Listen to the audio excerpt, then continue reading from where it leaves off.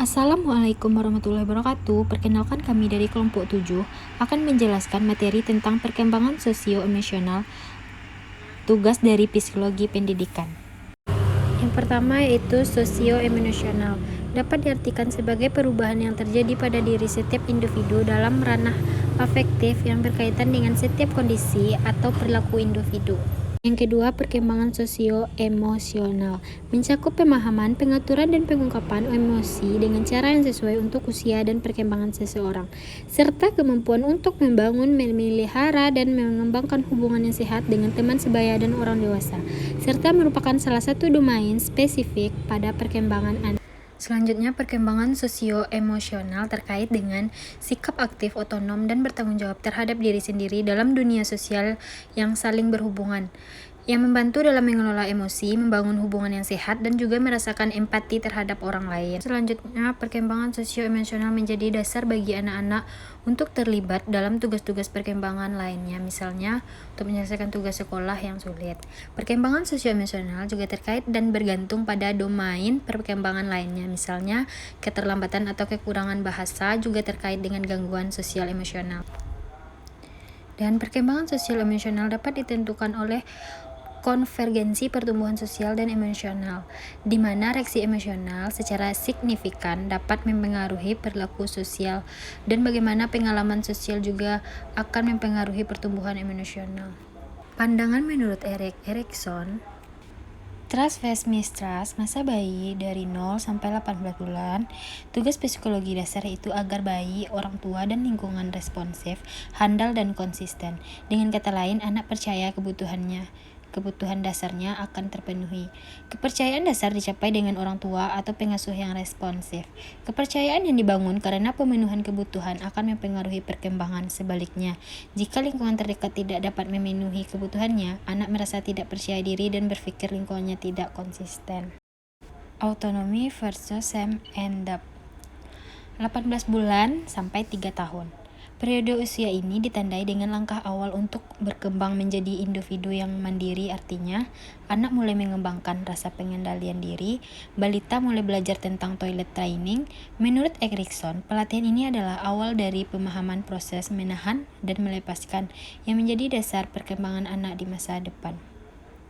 Selanjutnya, inisiatif versus rasa bersalah. Dari 3 tahun sampai 5 tahun, anak-anak mulai mengembangkan keterampilan interaksi sosial yang lebih luas. Mereka akan tertantang untuk aktif dan terarah saat berhadapan dengan dunia yang lebih luas.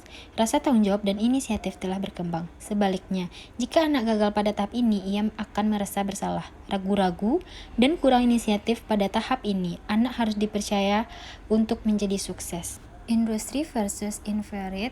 6-11 tahun, lingkungan dan interaksi kehidupan sosial anak akan mempengaruhi tahap ini. Melalui interaksi sosial, anak mengembangkan rasa bangga atas prestasi dan kemampuan mereka.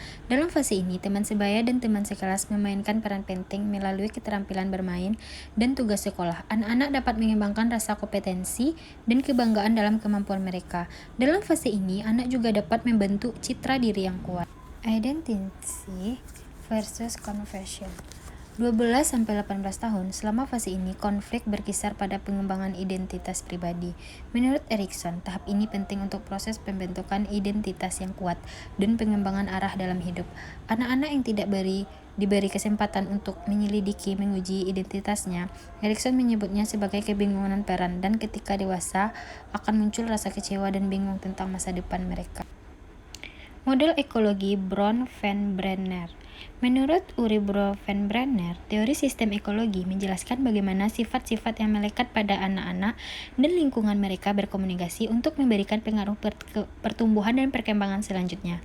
Dalam model bioekologi, perkembangan diartikan sebagai fenomena kesinambungan dari perubahan sifat biopsikologi manusia, baik sebagai individu maupun sebagai kelompok. Fenomena ini meluas selama perjalanan hidup, dari generasi ke generasi, dan melalui waktu historis, baik masa lalu maupun masa depan.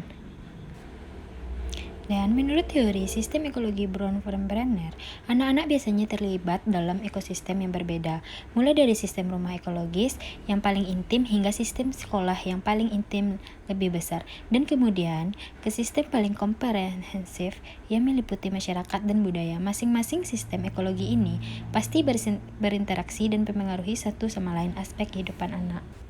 Dan selanjutnya, tingkatan dalam teori sistem ekologi Bronfenbrenner. Yang pertama, sistem mikro. Sistem mikro ialah lingkungan paling kecil tempat di mana anak tinggal. Sistem rumah mikro seperti sekolah atau tempat penitipan anak. Interaksi dalam sistem mikro biasanya melibatkan hubungan pribadi dengan anggota keluarga, teman, kelas, dan pengasuh. Yang kedua, mesosistem. Mencakup interaksi dari sistem mikro, yaitu melibatkan hubungan antara rumah dan sekolah, antara kelompok sebaya dan keluarga. Orang tua yang mendukung pertemanan anaknya akan berkembang secara positif dan begitu pula sebaliknya. Dan yang ketiga, ekosistem, yaitu sistem yang berisi sejumlah kondisi yang mempengaruhi perkembangan anak rumah, namun anak di sini tidak terlibat dalam satu peran langsung. Sebagai contoh, karena kondisi kemiskinan dalam keluarga, anak terpaksa harus bekerja untuk mencari uang dan tidak melanjutkan sekolah. Dan yang keempat, makrosistem, yaitu sistem yang mengelilingi mikro, meso, dan ekosistem dan mempresentasikan nilai-nilai ideologi, hukum masyarakat, dan budaya politik. Sebagai contoh, anak Indonesia tidak sama dengan anak Amerika. Yang kelima, kronosistem, yaitu dimensi waktu yang menuntun perjalanan setiap level sistem dari mikro-makro. Sistem ini juga mencakup berbagai peristiwa hidup yang penting pada individu dan kondisi sosial kultural. Kapan anak memperoleh keterampilan sosial dan emosional? Anak-anak mulai mengembangkan keterampilan sosial emosional sejak bayi, dan keterampilan baru muncul sering bertambahnya usia. Tidak semua anak berkembang dengan kecepatan yang sama, tetapi ada beberapa pencapaian yang dapat diharapkan untuk ditemui anak-anak pada usia yang kira-kira sama. Usia dari 0 sampai 2 tahun, emosi anak sudah berkembang sejak bayi. Pada usia 0 sampai 2 tahun, anak mulai belajar mengekspresikan emosi meskipun belum bisa mengendalikannya dengan benar. Contohnya, ekspresi sedih dan senang. Mereka menunjukkan perasaan tersebut dengan cara menangis, berteriak, dan tersenyum. Usia 2 sampai 3 tahun, perkembangan emosi anak terbilang masih cukup dinamis dan belum stabil dan belum bisa mengendalikan emosi. Usia 2 tahun merupakan momen sangat krusial bagi tumbuh kembang anak, karena mereka mulai belajar mandiri dalam berbagai hal. Dan selanjutnya, usia 3 sampai 4 tahun. Terlihat perkembangan emosi yang lebih signifikan. Di usia ini, anak sudah mulai mengerti perasaan yang ia rasakan meskipun belum pandai menata respon emosi dengan baik. Misalnya, saat melihat sesuatu yang lucu, anak akan merespon dengan tertawa namun dengan cara yang lebih histeris. Dan usia 4-5 tahun, anak lebih mengenal dan mengendalikan emosi sendiri. Bahkan mereka mulai mengenal empati ketika melihat orang lain. Cara stimulasi perkembangan emosi anak di usia 4-5 tahun dengan mengajarkan problem solving. Tahapan perkembangan emosi anak SD dari 6 tahun sampai 12 tahun, kemampuan kognitif mereka mulai berkembang dan kemampuan untuk dapat mengekspresikan emosi lebih bervariasi dan terkadang dapat mengekspresikan secara bersamaan dua bentuk emosi yang berbeda, bahkan bertolak belakang. Dan usia anak remaja SMP atau SMA, anak mulai memiliki kemampuan meregulasi emosi mereka dengan tepat. Tahapan perkembangan emosi anak di usia remaja seperti lebih baik dalam perencanaan tujuan, dalam mengerjakan tugas sekolah yang sulit, berperilaku sesuai secara normal sosial, memikirkan perilaku diri sendiri, dan menjadi lebih mandiri. Bagaimana perkembangan sosial dan emosional mempengaruhi pembelajaran? Pada tahun 1995, koresponden sains New York Times Daniel Goleman menerbitkan buku Emotional Intelligence: Why It Matters More Than EQ yang memulai gerakan sosial emosional Goleman 2004. Sorotan disajikan Goleman adalah bahwa karakter itu penting. Karakter dapat diajarkan. Karakter meningkatkan keberhasilan akademis, sosial, dan profesional. Sejak itu, semua penelitian selanjutnya menunjukkan bahwa pembelajaran sosial emosional sebenarnya meningkatkan keberhasilan akademis anak sekaligus mencegah masalah seperti gangguan kesehatan mental dan sering kekerasan atau perundungan.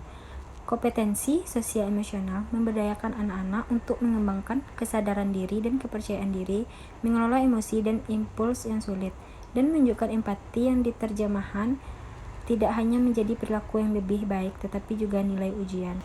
Dalam buku Goleman 2004 menyatakan bahwa ada 5 keterampilan yang perlu diajarkan dan dilatih dalam proses pembelajaran sosial emosional learning di sekolah, yaitu kesadaran diri emosional, mengetahui yang dirasakan seseorang merasakan pada waktu tertentu, dan memahami efek suasana hati tersebut terhadap orang lain. Pengaturan diri, mengendalikan atau mengarahkan emosi seseorang, memprediksi hasil sebelum mengambil tindakan pada dorongan hati.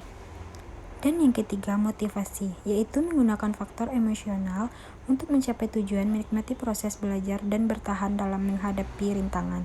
Yang keempat, empati, mampu merasakan emosi orang lain. Dan yang terakhir, keterampilan sosial, yaitu mengelola hubungan, menginspirasi, mendorong tanggapan yang diinginkan dari mereka. Sekian, terima kasih dari kelompok kami. Saya ucapkan wassalamualaikum warahmatullahi wabarakatuh.